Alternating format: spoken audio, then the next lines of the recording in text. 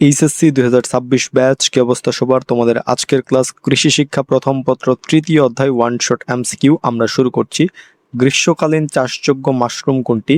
গ্রীষ্মকালীন চাষযোগ্য মাশরুম হচ্ছে কোনটা? মিল্কি। মিল্কি মাশরুম উচ্চ তাপমাত্রা 35°C পর্যন্ত সহ্য করতে পারে, তাই এটি গ্রীষ্মকালে চাষের জন্য সবচেয়ে উপযোগী। অপরদিকে ওয়েস্টার সারা বছর এবং বাটন মাশরুম শীতকালে ভালো হয়। রিবন রেটিং কোন ফসলে করা হয়? রিবন রেটিং করা হয় কোনটাতে? পাট ফসলে। রিবন রেটিং হলো পাট গাছ থেকে ছাল ছাড়িয়ে গোল করে রিবন বা ফিতার মতো পেঁচিয়ে কোম্পানিতে পেঁচানোর আধুনিক পদ্ধতি। এতে পানি ও সময় দুটোই কম লাগে। মৌমাছি কলোনিতে রানী মৌমাছি গুরুত্বপূর্ণ কেন? এটার কারণ হচ্ছে কি, রানী মৌমাছি বংশবৃদ্ধিতে ভূমিকা রাখে। রানী মৌমাছি হলো মৌচাকের একমাত্র উর্বর স্ত্রী মৌমাছি, যার প্রধান কাজ হচ্ছে দৈনিক প্রচুর ডিম পেড়ে কলোনির বংশবৃদ্ধি ঘটানো এবং সদস্য সংখ্যা বজায় রাখা। কৃত্রিম প্রজননের প্রধান উদ্দেশ্য কি? কৃত্রিম প্রজননের প্রধান উদ্দেশ্য হচ্ছে কি, জাত উন্নয়ন করা। সারা বছর চাষযোগ্য মাশরুম কোনটি? সারা বছর চাষযোগ্য মাশরুম হচ্ছে কোনটা? ওয়েস্টার। ওয়েস্টার মাশরুম খুব সহনশীল এবং 20 থেকে 30° তাপমাত্রায় সহজেই জন্মায়। তাপমাত্রা সহজে নিয়ন্ত্রণ করা যায় বলেই বাংলাদেশে এটি সারা বছরই কি চাষ করা সম্ভব। বীজ ফসলে পৃথকীকরণ দূরত্ব বজায় রাখার প্রধান উদ্দেশ্য কি? প্রধান উদ্দেশ্য হচ্ছে কি, যে জাতের বিশুদ্ধতা রক্ষার জন্য। বাতাস বা কীটপতঙ্গের মাধ্যমে অন্য জাতের পরাগরেণু এসে যাতে পরপরাগায়ন ঘটাতে না পারে, সেজন্য দুটি ভিন্ন জাতের ক্ষেতের মধ্যে নির্দিষ্ট পৃথকীকরণ দূরত্ব রাখা হয়। রেশম পোকার প্রধান খাদ্য কোন গাছের পাতা? তুঁত গাছের পাতা। রেশম পোকা মূলত তুঁত গাছের পাতা খেয়ে জীবন ধারণ ও বৃদ্ধি লাভ করে, তাই তুঁত গাছ রেশম শিল্পের ভিত্তি। রেশম চাষকে কি বলে? রেশম চাষকে বলা হচ্ছে কি, সেরিকালচার। বাণিজ্যিকভাবে রেশম পোকা পালন ও রেশম সুতা উৎপাদনের সামগ্রিক প্রক্রিয়াকে সেরিকালচার বলা হয়। কোনটি ব্যাকটেরিয়া? ব্যাকটেরিয়া হচ্ছে কি, রাইজোবিয়াম একটি ব্যাকটেরিয়া। রাইজোবিয়াম হলো একটি নাইট্রোজেন সংবন্ধনকারী উপকারী ব্যাকটেরিয়া, যা শিম ও ডাল জাতীয় উদ্ভিদের মূলের গুটিতে বাস করে বাতাস থেকে নাইট্রোজেন সঞ্চয় করে রাখে। বাংলাদেশে বীজ বিধি 1990 অনুসারে বীজকে কয়টি শ্রেণীতে ভাগ করা হয়েছে? কয়টি? 3টি শ্রেণীতে ভাগ করা হয়েছে। বীজ বিধি 1990 অনুসারে অনুমোদিত বীজকে মূলত 3টি শ্রেণীতে ভাগ করা হয়। 1 প্রজননবিদ বীজ, 2 ভিত্তি বীজ, 3 প্রত্যায়িত বীজ। ভালো বীজের অঙ্কুরোদ্গম ক্ষমতা কত ভাগ? ভালো বীজের অঙ্কুরোদ্গম ক্ষমতা 70 থেকে 80%। মানসম্মত বা ভালো বীজের ক্ষেত্রে 100টি বীজের মধ্যে অন্তত 70 থেকে 80টি বীজ থেকে স্বাভাবিক ও সুস্থ চারা গজানোর ক্ষমতা থাকতে হয়।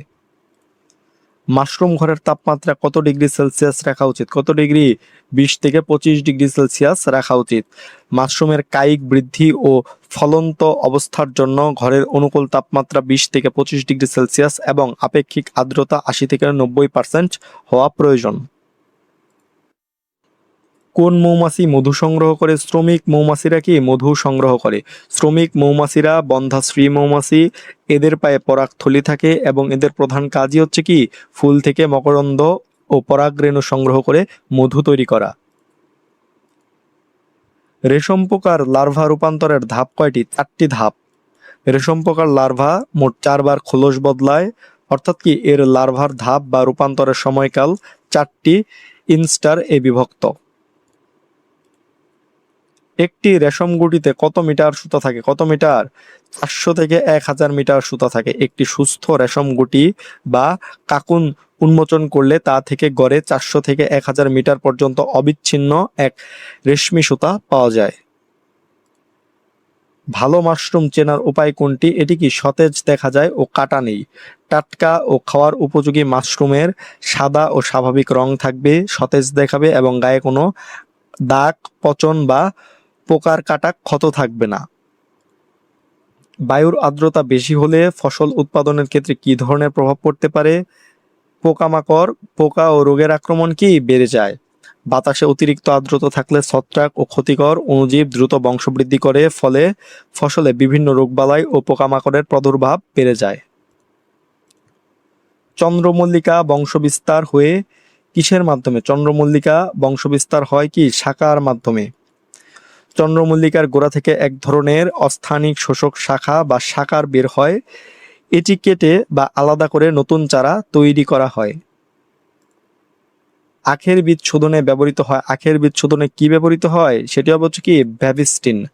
এই ভ্যাভিস্টিন ব্যবহৃত হয়। ভ্যাভিস্টিন একটি প্রচ্ছদ বা প্রবাহমান ছত্রাকনাশক যা আখের টুকরো বা সেট বীজ শোধন করে লাল পচা রোগ প্রতিরোধে কি ব্যবহৃত হয়।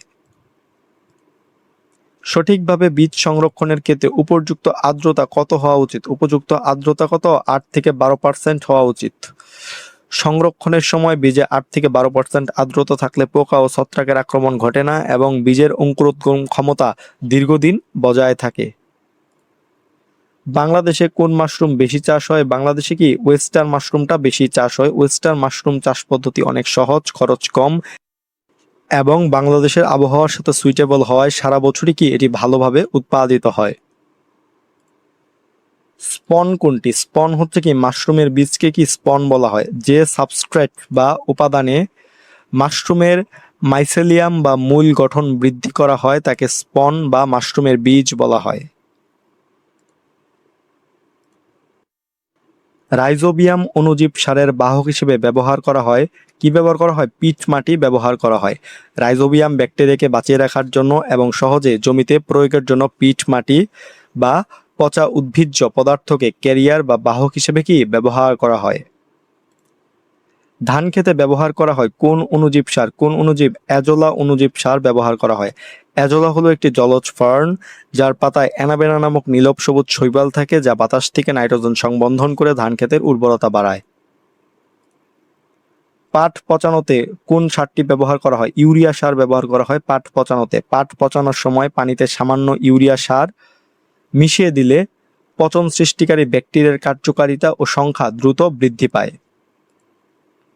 কোন হরমোন উদ্ভিদের দৈহিক বৃদ্ধি ও ফলের পরিপক্কতা নিয়ন্ত্রণ করে? কোন হরমোন? সেটি হচ্ছে কি ইথিলিন হরমোন। ইথিলিন একমাত্র গ্যাসীয় হরমোন যা গাছের ফলের বৃদ্ধি ও ফল দ্রুত পাকা বা পরিপক্ক করতে সহযোগিতা করে। রিবন রেটিং পদ্ধতিতে পাট পচাতে কতদিন সময় লাগে? কতদিন? 12 থেকে 15 দিন সময় লাগে। রিবন রেটিং পদ্ধতিতে গাছের কাণ্ড থেকে ছাল আলাদা করে পচানো হয় বলে সাধারণ পদ্ধতির 20 থেকে 25 দিনের চেয়ে অনেক কম সময় 12 থেকে 15 দিন লাগে। মৌমাছির চাষকে কি বলে? মৌমাছির চাষকে বলা হয় হচ্ছে কি অ্যাপিকালচার। কি বলা হয়? অ্যাপিকালচার। বৈজ্ঞানিক উপায়ে কৃত্রিম বাক্সে বা বৈজ্ঞানিক পদ্ধতিতে মৌমাছি পালন ও মধু উৎপাদন প্রক্রিয়াকে অ্যাপিকালচার বলা হয়। ড্রোন কি? ড্রোন হচ্ছে কি পুরুষ মৌমাছি। মৌমাছি কলোনিতে ড্রোন হলো অতিরিক্ত ডিম থেকে উৎপন্ন হ্যাপ্লয়েড পুরুষ মৌমাছি যাদের মূল কাজ হচ্ছে কেবল রানীর সাথে প্রজননে অংশ নেওয়া। মৌচাকে কয় ধরনের মৌমাছি থাকে? মৌচাকে কি 3 ধরনের মৌমাছি থাকে। একটা কি রানী মৌমাছি, একটা হচ্ছে ড্রোন যা পুরুষ মৌমাছি এবং শ্রমিক বন্ধাশ্রী মৌমাছি। রেশম পোকার জীবনচক্র সম্পন্ন হয় কয়টি ধাপে? 4টি ধাপে রেশম পোকার জীবনচক্র সম্পন্ন হয়। তো এই ছিল কৃষি শিক্ষা প্রথম পত্র 3য় অধ্যায় ওয়ান শট MCQ ক্লাসটি। তোমাদের সকলের জন্য শুভকামনা রইল। ধন্যবাদ সকলকে।